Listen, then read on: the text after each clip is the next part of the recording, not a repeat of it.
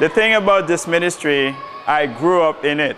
I lived in Cité Soleil where everything got started. As a young man, I was involved with Sunday school, and I grew up there, and until I went to Bible school and come back and to be on staff. So I've been here for many years now. Yeah, as a pastor, I am the senior pastor here of this church. As I say, I grew up in the church in Cité Soleil. When it was time to go to Bible school, I was gone, I was in the state, and coming back, they had already planted this church here in this community. By the time I came back to Haiti, this church needed a pastor. And not long after I came back, and Pastor Leon and the elders decided, it was the time for this church to have a minister of its own. So I'm here. I've been here for about 12 years now, and I'm glad the Lord has brought me here and to do His will and to work with the people here at Tenoir. When you think about the ministry in Haiti, when anybody think about Haiti, they only see the problems, the desperation, people despair and everything. But it is a place where God is well alive, working in the life of people. It's about changing lives. It's about giving hope to people in our communities. It's about telling, okay, God is not that far away God. He is well alive in our lives and working every day in our communities. And maybe later on I will share with you about the life that I've been transformed in our ministry. Because most of the people are working, like my associate now, they grew up in the ministry, they live in Cité Soleil, and you can see God work in their life over the years, just like the Lord has worked in my life to be serving those people here in this community. Our approach here is a holistic approach. We do not tell the people they're going to go to heaven. We know that's for sure. Jesus died for us. That's the destination we all are going. But while we are here on earth, we see the needs, and we do whatever we can to reach out to those people. And this is what explains everything we do in the ministry.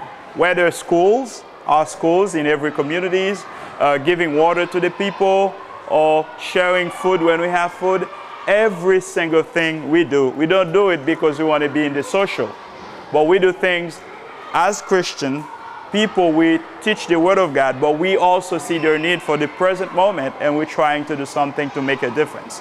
Again, as I said, it's everything we do is about reaching out to the people to show the love of God. Like in our church, from the schools, the kids in the morning, they come and worship and learn about God. There is the first few hours would be about devotion, teaching the Word of God to the kids. And then our churches, very active. Something is going on every day at our churches.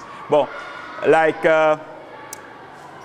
outreach program is all the time. Like one Sunday a month, like in Manilas, here, every fifth Sunday, we close the church. We go into the community to reach out, to visit people, to talk about to show the love and invite people to church. Every Sunday, we have a group of people coming to visit us, and we have teams of our church that go out to visit those people, to encourage them, to invite them to church, and again, to work with them. So we expect somebody every Sunday to come and visit, and we go in the community and visit people to say that they care for. The water program was a gift because after the earthquake, time was very difficult, water, everything was difficult. But we know providing good water would be such a great help to the community. And it was the time when we started to discuss with our churches in the state who wanted to help us. So they agreed they would help provide some good water. So we have the system. They build a system and provide all the good, the treatment we need for the water and give it to people in the community. Every day they would come and fill the 5-gallon, and that gallon would serve families of 7, of 5, of 6. They don't have to buy it. They come and it's there, and we know. And we can see the results already. It used to be people getting sick with, typhoid fever, all that. But drinking the water is very helpful. That would, take it down a little bit, the sickness in the community. We talk about medical clinics. Health was a luxury here in Haiti. If we cannot afford it, we just don't go. Some people do not go to the hospital because the only general hospital in the country, I guess, is the most expensive to go to, because sometimes we have to know the right person and we spend day without being cared for. But we know it was a great need to tackle. So the medical clinic, on a daily basis, we will have a lot of people coming to this community. People in this community will send for their families, their relatives from everywhere else and come because this is free. With that little bit of money, they could afford to get medication. And again, that was such a great need for our community, and the way the Lord is working through that to reach out to those people. As you're going to see, God is well alive in different communities. We're trying to do something in many ways to reach out to the people. But we do know we could not do it by ourselves. We needed our friends to be involved. And I'm so grateful to so many churches in America, so many friends and families in America who come all the time, every other month, every year we have a team that comes to be part of the ministry. This is a partnership here.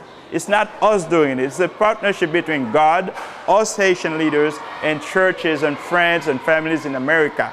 So we are grateful for those friends who've been to Haiti on a regular basis, and we are always looking for new friends to come and be part of what the Lord is doing here. It's a field that we always need people to come and be part of it. And I guess this is special. We do not ask people to send money. We invite them to come and be part of it. You can see the result, and this is what it's all about. The first thing I must tell you, I didn't want to be a pastor at the beginning.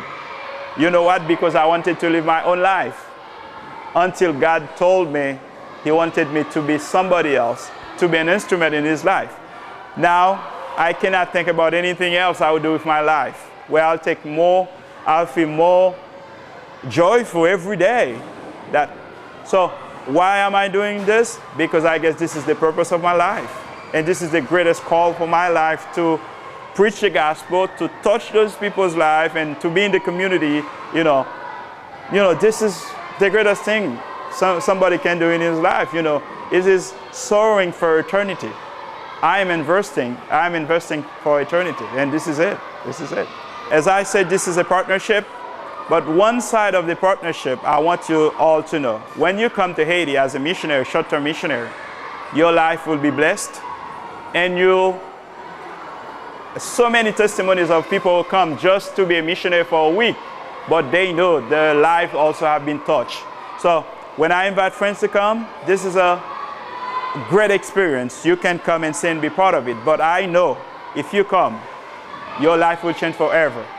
God has His own way of changing lives. So I'm inviting all your friends, all the friends to come. And I cannot expect what is gonna, it's different in any way. But I know people who've been here before, their lives have been touched. So come and work and serve and expect a change of your life forever, for the rest of your life. It's one thing to do things, to do ministries, but it's another thing to see the results.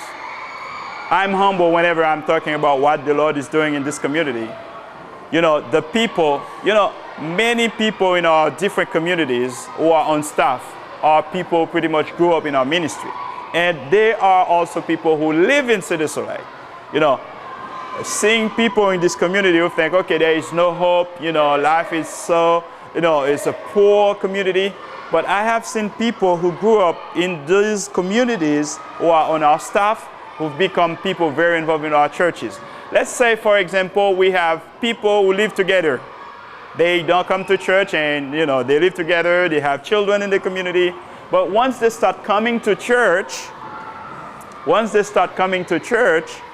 we will encourage them, we will work with them. Then they would start thinking about getting married, because becoming a Christian, they know some changes have to take place. So for many years now, we've been doing group weddings. Like in our church, in many years, we've done 12 weddings at a time of people who used to live together. And then once they come, last Sunday, we have a wedding at church. So those people, not only do they get married, but they get involved in the church, and then they can go back to the community and say, this was my life before. Now I'm in church. And people would say, hey, if your life can change to this point and now you're a church leader, I can too. So we have many testimonies. I can give many examples of changes that are taking place in our community, in our churches.